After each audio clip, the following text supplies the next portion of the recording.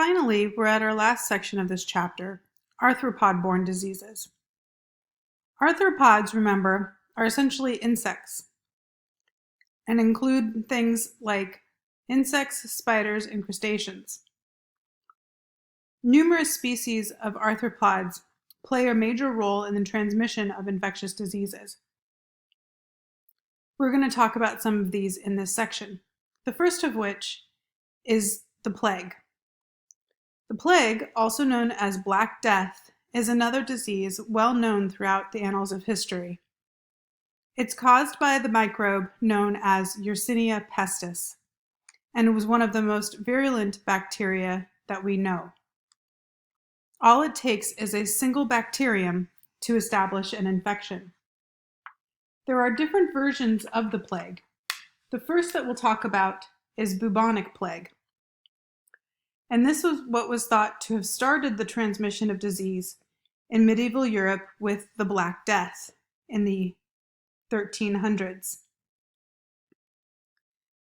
Bubonic plague is transmitted from fleas carried on rats and other rodents such as gophers, ground squirrels, mice, and marmots, and are transmitted to people. The bubonic plague is so named because it forms buboes, which are hard lumps, usually black in color, and often found in areas where lymph nodes are found throughout the body, such as the armpits, neck, and groin region. The black color of the buboes is a result of necrotic or dead tissue that happened with blood being leaked from dead tissue in these regions. This is where the term Black Death is likely to have come from. The mortality rate of bubonic plague is fairly high at roughly 50%. And because it's transmitted from rodents to people via fleas, it's considered a zoonosis. Bubonic plague is not nearly as deadly as the other versions of plague, which also likely contributed to the high death rate seen during the Middle Ages. The other versions of this disease include pneumonic plague and septicemic plague. Pneumonic plague occurs when individuals that have the bubonic plague get the microbe in their lungs. When Yersinia pestis invades the lungs, it can then be transmitted to others through coughing and saliva. Individuals that are caring for people infected with bubonic plague can then inhale Yersinia pestis and acquire this bacterium in their lungs as well. Pneumonic plague likely can result in 100% fatality if there's no early detection or treatment. Finally, there's septicemic plague, which is a third form of disease and results from the spreading of the infection from one person to another through contaminated cuts or abrasions or with the mucous membranes of the nose or throat. This form of plague is also considered to be 100% fatal. It is likely that during the Middle Ages, the bubonic form eventually became transferred as a pneumonic or maybe even septicemic form, and that led to the high mortality rate seen at the time. A second type of arthropod-borne disease is Lyme disease. Lyme disease was named after the town where it was initially reported, in the town of Old Lyme, Connecticut. Lyme disease is transmitted by ticks and can be transmitted not just on the East Coast, but also throughout the United States, Midwest, and Pacific coasts. Its incidence has dramatically increased for the last 15 years.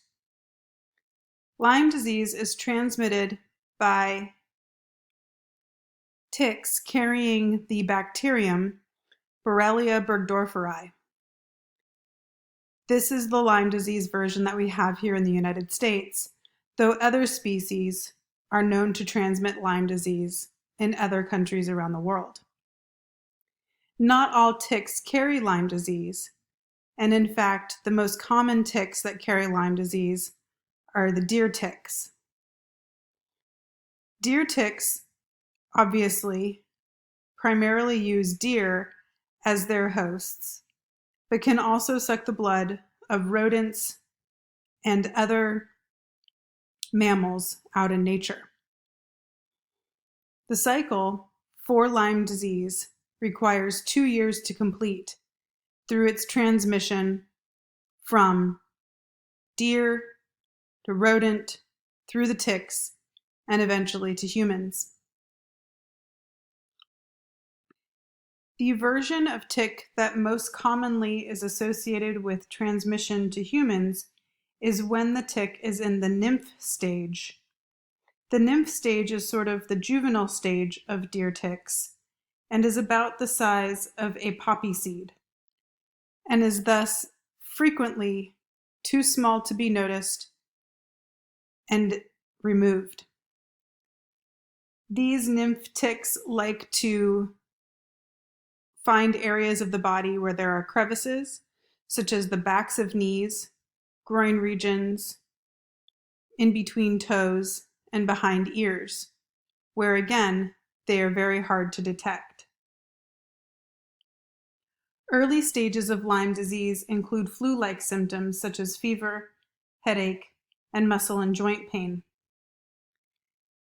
In some individuals who are lucky, they can notice a bullseye rash of Lyme disease and thus become easily diagnosed based on that. Less fortunate individuals with Lyme disease, however, don't develop the bullseye rash and may not know where these symptoms are coming from. Diagnosis of Lyme disease is especially difficult because even the medical diagnostics for blood tests are not 100% effective.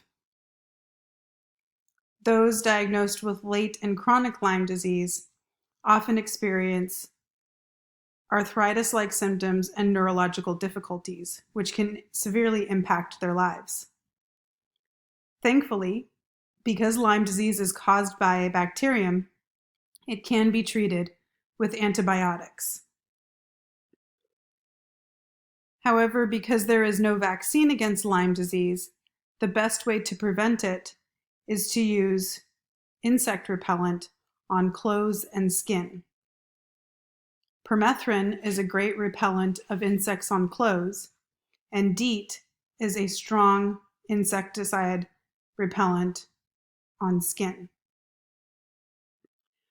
Our final arthropod-borne disease is an emerging infection known as ehrlichiosis. This disease was first reported just a few decades ago and is a bacterium that's carried in the white blood cells of the human body. This microbe is transmitted not by the deer tick, but by the Lone Star tick, and is transmitted in the East Coast and Midwest of the United States. Results of this infection are fever, headache, chills, general malaise, nausea, vomiting, diarrhea, confusion, conjunctivitis, and in some cases, a rash. Thankfully, again, though, this can be treated by antibiotics. These arthropod-borne diseases that we've covered are summarized for you in Table 1213 of your text. And that's it. And again, I want to emphasize the best way to study this information in this chapter is to identify which diseases are transmitted by food, water, sexually transmitted infections, contact-based infections, soil, arthropods, and so on, and also any special characteristics about each of them.